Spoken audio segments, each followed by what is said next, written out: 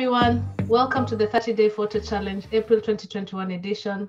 My name is Elsie and I'm a Kenyan photographer based in the UK.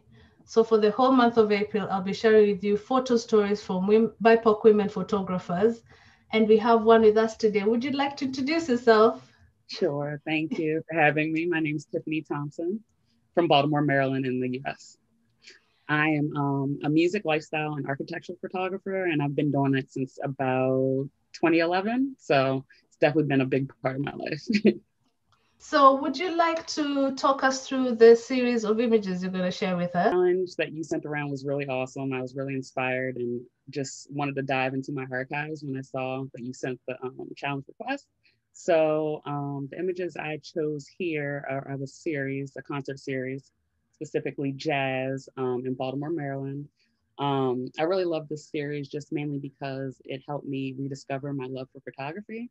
As I said, I've been doing it since 2011, but of course, all of us kind of have those moments where it's like, what do I do to stay fresh? What do I do to stay motivated and kind of inspired? And this is one of those series that did that for me. It really helped me rediscover the love for photography and art in the sense of capturing a moment in time, as well as any emotions and personality traits that come out in the photography itself. So in these three images, you can definitely see that emotion and that happiness and that bliss that's coming out of this series during this jazz performance. The performance itself was so touching and amazing, and I just wanted to kind of visually portray that through these images. And they were all originally color at first, and I just felt like the black and white added that contrast and that emotion that really made them striking and stand out. So that was my series from 2019. The three artists are, the first image is Sean Jones, the second image is Sharonay Wade, and the third is Quincy Phillips. Oh, wow. Thank you for sharing that story. I was actually going to ask you, why did you choose them in black and white over color? So initially, the color was very bright and vibrant. I felt as though with them being black and white, it really added that drama feel. I love black and white photography. I started out with film, and I just feel like it has kind of a genuineness to it that really just helps you focus on the subject themselves and not focus on the distracting backgrounds and colors or individuals in the back that may distract from the overall outcome and what I'm trying to portray for the subject. So. Sometimes with color photography, you get distracted with all the, especially with the lady, I can tell with her outfit, it was very, very colorful. Right. Yeah.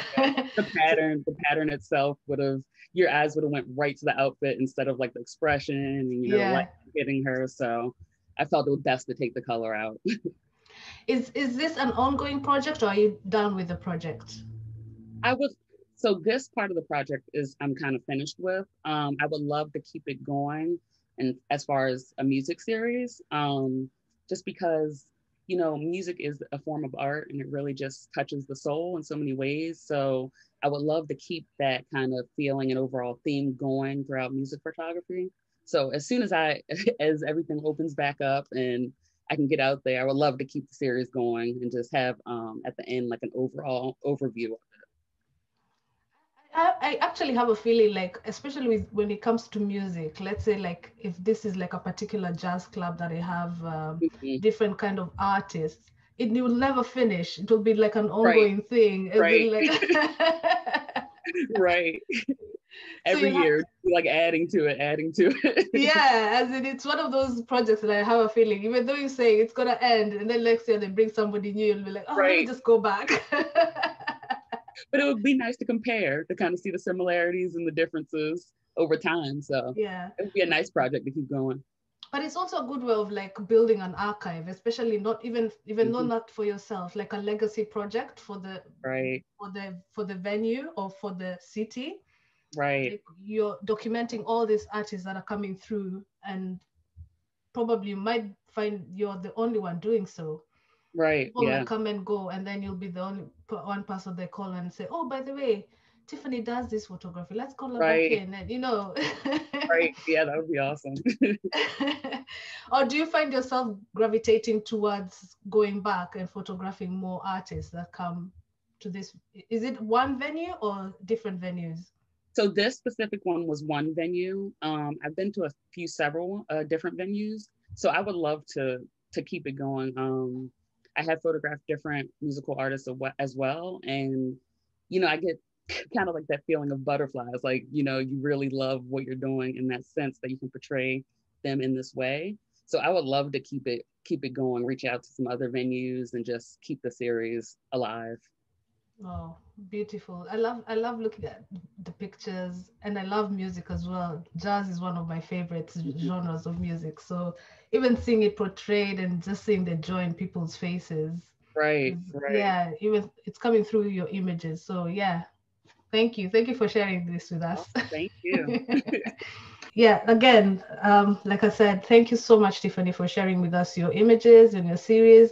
A quick question: does the series have a name, or is just you photographing jazz and all that?